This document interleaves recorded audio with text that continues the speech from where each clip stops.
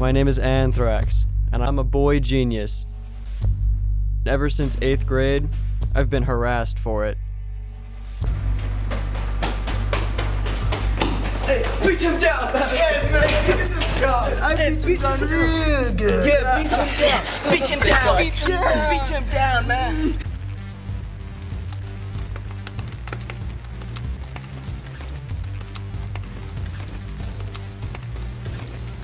Good. But since I'm a genius, I can do lots of math. Lots and lots of math.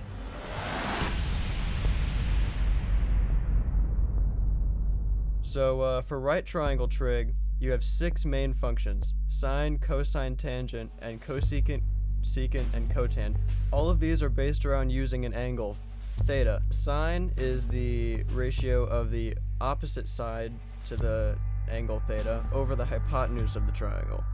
The cosine is the adjacent side over the hypotenuse, and the tangent is the opposite side over the adjacent side. The cosecant, secant, and cotangent correspond directly to the sine, cosine, and tangent. So the cosecant is just the hypotenuse over the opposite side, the secant is just the hypotenuse over the adjacent side, and the cotangent is just the adjacent side over the opposite side. There are some special cases for right triangles, though. The first case is a 30-60-90 triangle. In this case, the side lengths are pretty easy. Across from your 30 degrees, you have your side length of x, whatever it happens to be in the triangle.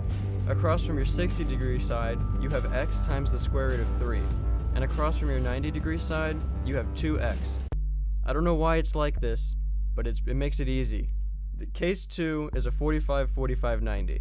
The angles here are also pretty easy.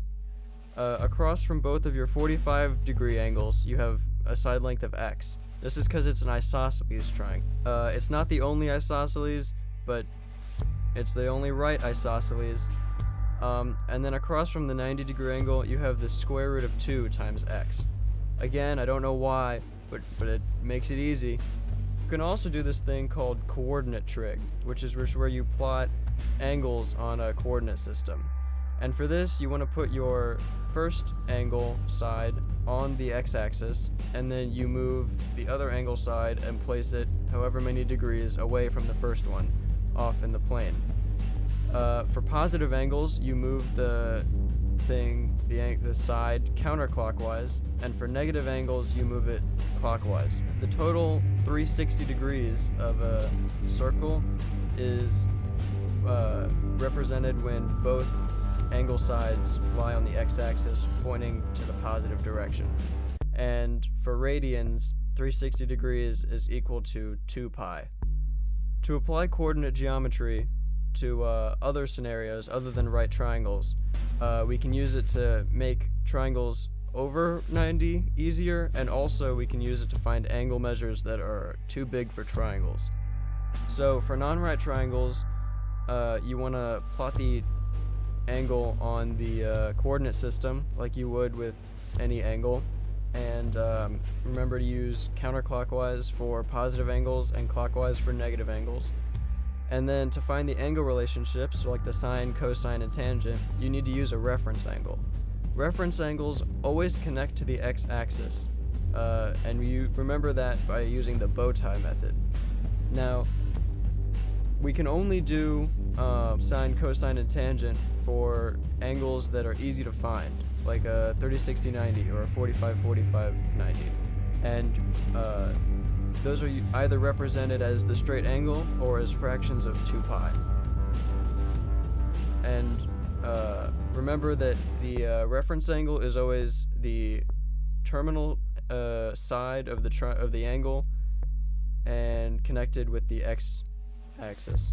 You can also think of the angle as a point on a circle and find the sine, cosine, and tangent by setting the y component of the point on a circle as the opposite angle, setting the x component as the adjacent angle, and setting the hypotenuse as the radius of the circle. For this, the sine would be y over the radius, the cosine would be r over the radius, and the tangent would be y over x. This can be remembered as SYRCXRTYX, or Sir Sixertix.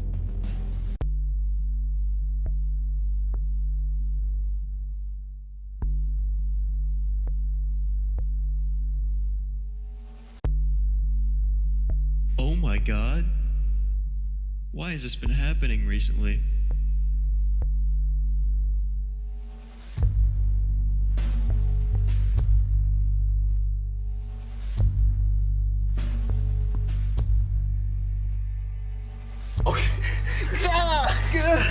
Oh my god.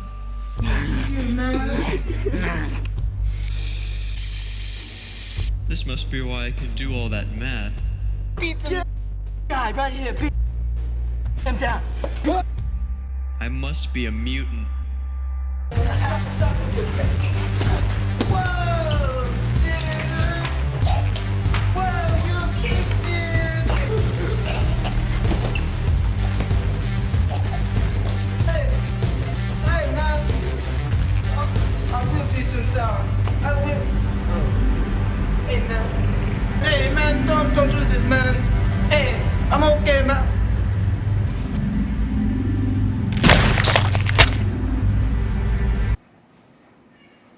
That's crazy.